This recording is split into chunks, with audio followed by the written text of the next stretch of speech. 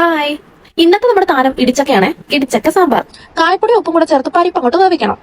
അപ്പൊ വെന്ത പരിപ്പിലോട്ട് ഇങ്ങനെ മുറിച്ചിരിക്കുന്ന ഇടിച്ചക്ക കൂടെ അങ്ങോട്ട് ചേർക്കണം. കൂടെ കുറച്ച് വെളുത്തുള്ളിയും പച്ചമുളകും ഒരു ഹാഫ് സവാളയും കുറച്ച് കറിവേപ്പിലയും ഉപ്പും മഞ്ഞൾപ്പൊടിയും പിന്നെ ഒരു തക്കാളിയും ആവശ്യത്തിനുള്ള വെള്ളവും അവിടെ കിടന്ന് അതെല്ലാം കൂടെ അങ്ങോട്ട് തിളക്കട്ടെ. ഒരു മുക്കാൽ വേവാകുമ്പോൾ കുറച്ച് പുളിവെള്ളം കൂടി ചേർക്കണം കേട്ടോ. ഇനിയാണ് നമ്മുടെ വറവ് പരിപാടി. ഉലുവ, കടുക്, പച്ചമുളക്, കറിവേപ്പില കൂടെ കുറച്ച് മല്ലിപ്പൊടിയും മുളക് പൊടിയും കൂടി ചേർക്കണം. പച്ചമുളക് മാറുന്നത് വരെ അങ്ങോട്ട് ഇളക്കിക്കോളൂ കേട്ടോ. അങ്ങനെ ഇതെല്ലാം കൂടെ ആ സാമ്പാറിനോട്ട് അങ്ങോട്ട് തട്ടിക്കും. തട്ടിയാൽ മാത്രം പോരാ, നന്നായിട്ട് ഇളക്കണം. ഇനി ഒന്നും നോക്കണ്ട, ഫൈനൽ ഭംഗി മല്ലിയില. അതെല്ലാം കൂടെ തിളച്ച് വരുമ്പോൾ ഉണ്ടാവുന്ന ഒരു സ്മെല്ല്. പണ്ട് മുതലേ ചക്കയുടെ വലിയൊരു ആരാധികയെ ഞാൻ. അപ്പൊ തന്നെ എടുത്തു ഒരു പ്ലേറ്റ് ചോറ്. പറയാൻ വാക്കുകളേ ഇല്ല. ഞാൻ എന്റെ അമ്മയെ ഓർത്തുപോയി. എങ്ങനെ ഓർക്കാണ്ടിരിക്കും? പാചകം എന്ന ഈ ഒരു കലയിലേക്ക് എന്നെ തള്ളിവിട്ടത് എന്റെ അമ്മയല്ലേ. 100% ഈ കുക്കിംഗ് അത് എന്റെ ഇഷ്ടമാണ് കേട്ടോ.